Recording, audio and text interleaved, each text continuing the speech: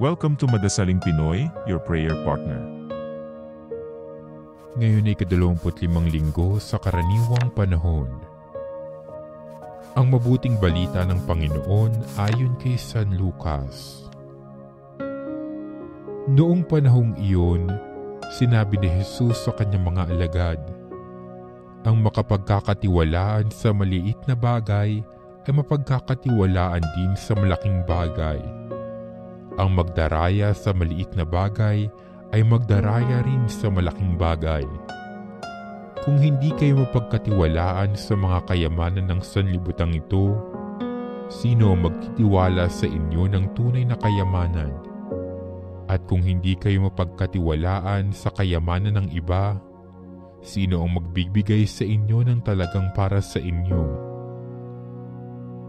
Walang makapaglilingkod ng sabay sa dalawang Panginoon, sapagkat kapupuotan niya ang isa at iibigin ang ikalawa. Paglilingkuran ng tapat ang isa at hahamakin ang ikalawa. Hindi ninyo mapaglilingkuran ng sabay ang Diyos at ang kayamanan. Ang mabuting balita ng Panginoon.